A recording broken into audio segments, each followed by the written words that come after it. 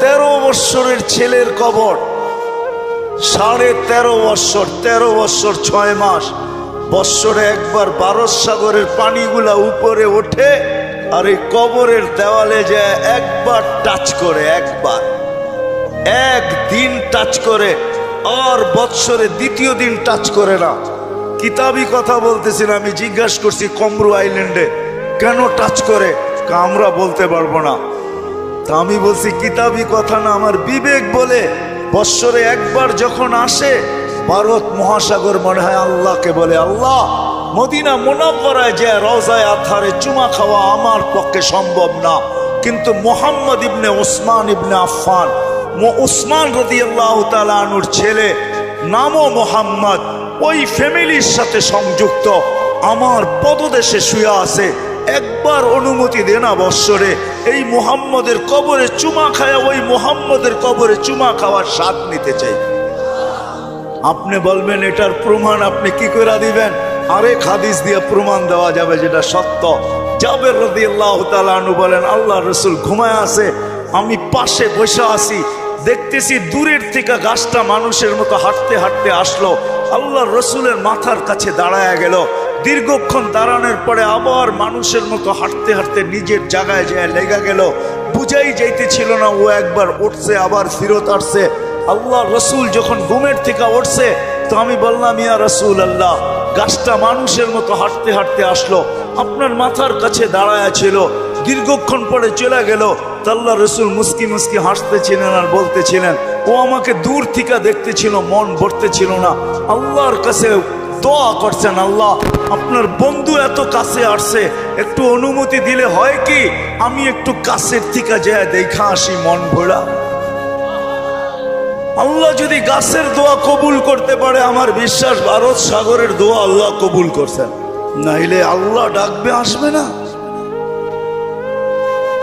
আর শুধু নামাজের জন্য তো ডাকে না, নামাজের জন্য ডাকে না, শত জিনিস দেখানো যায়, শত জিনিস দেওয়ার জন্য ডাকে, শত জিনিস। সবগুলাকে একসাথে বলি, নামাজের জন্য আল্লাহ ডাকেন না, আপনার আমার এই ছোট জীবনটা পূর্ণতা লেখা দেওয়ার জন্য ডাকেন, পূর্ণতা লেখা দেওয়ার জন্য। বলবেন এটা কোত্থেকে বার করলেন? হাদিসে আছে, ইদা সালুহা সালুহা সাইরুল আমাল, নামাজ ওকে, জীবন ওকে। আল্লাহ বলে তোর জীবনটাকে পূর্ণতা লেখা দেওয়ার জন্য তোকে মুসল্লায় ডাকতেছি, নাহলে ডাকার প্রয়োজন ছিল না, তোকে কেন ডাকবো? তুই কে?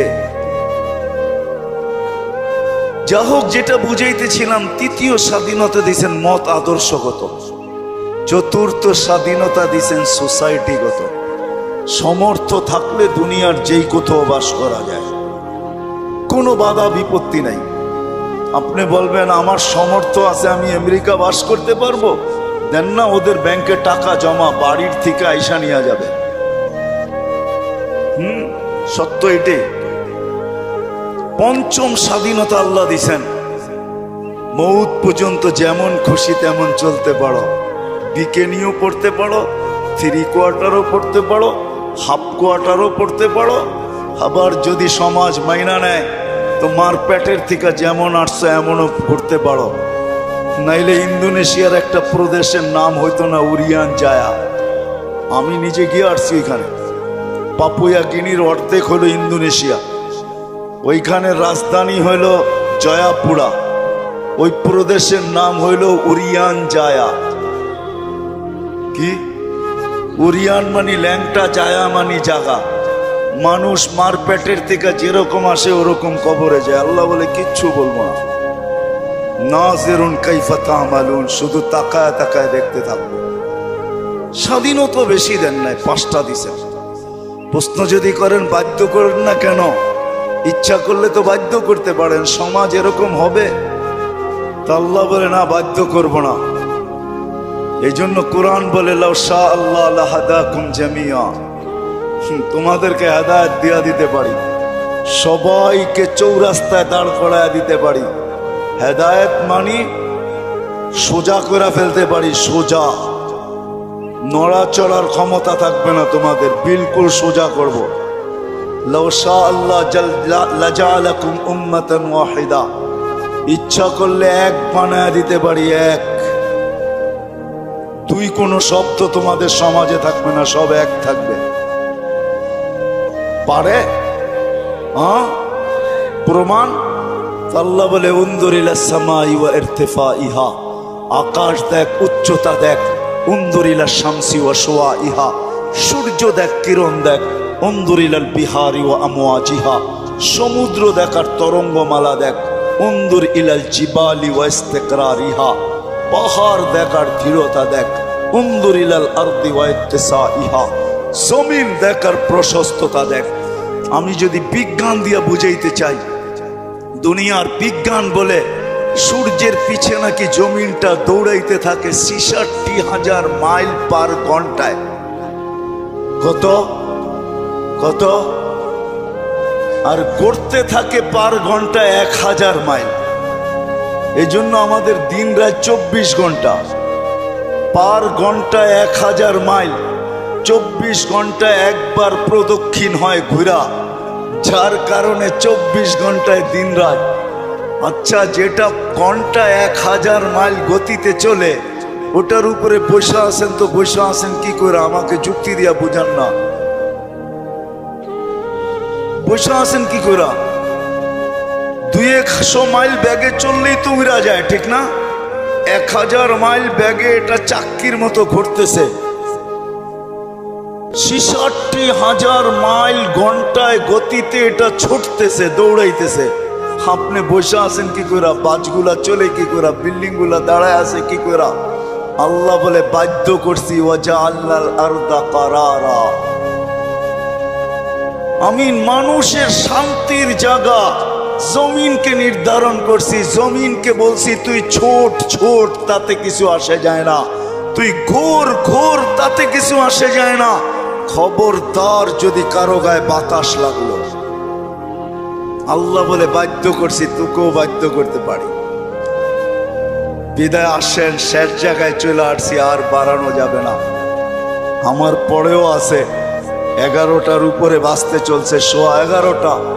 আর মাগরিবের পরের থেকে যারা শুনাইছেন, এদের পরে আমার এই ভাঙ্গা ডোলের আওয়াজ শোনানো কোনো প্রয়োজন ছিল না বলে আমি মনে করি। কিন্তু শেষ জায়গায় চলে আসছি আমি। 100 বছর পূর্বে যারা ছিল ওরা আজকে নাই, 100 বছর পরে আমরা থাকবো না। যিনি নিয়ে আসছেন উনিই নিয়ে যাবেন, বাইপাস হওয়ার কোনো সুযোগ নাই। বেশি দিন এইখানে থাকবো না, চলে যাব।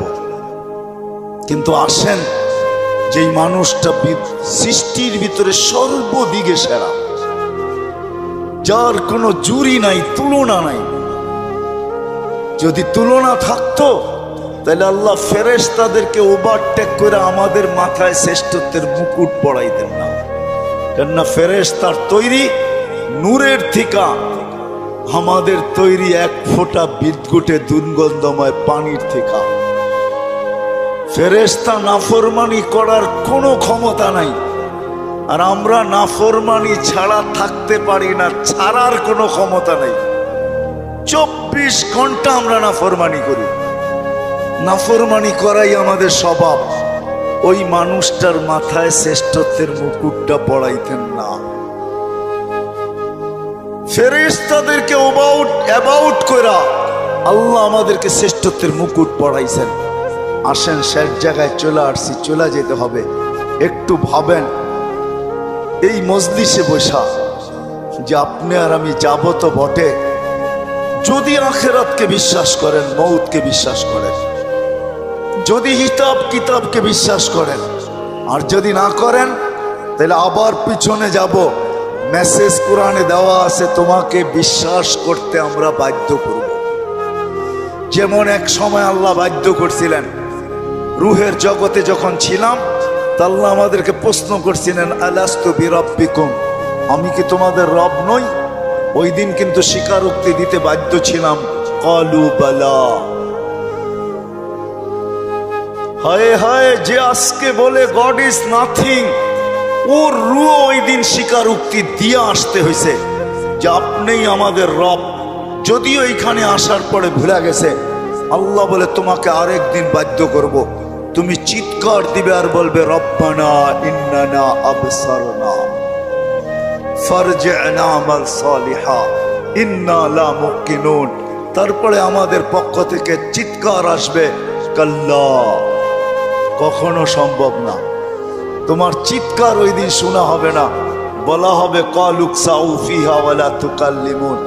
দুনিয়ায় বড় বলছো, আমরা কোনো প্রতি উত্তর করি নাই, বড় বিরোধিতা করছো।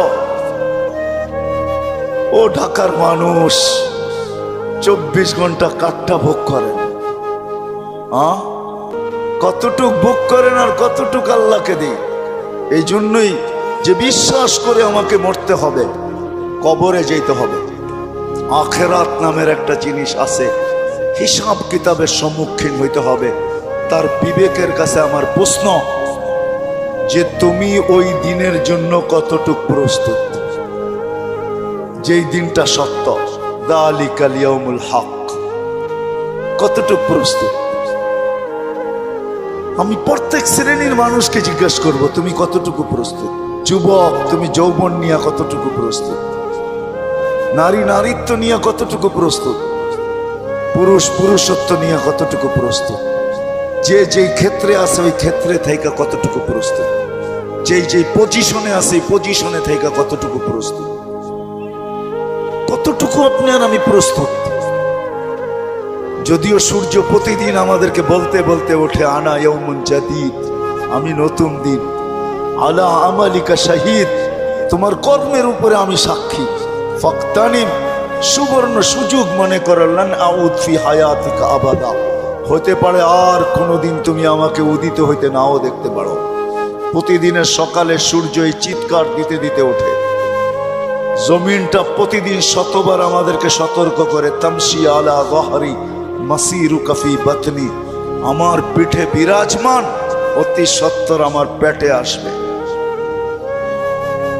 আজকে সকালে আমি সিলেট থেকে আসতেছিলাম, কোন এক কোম্পানির বাসে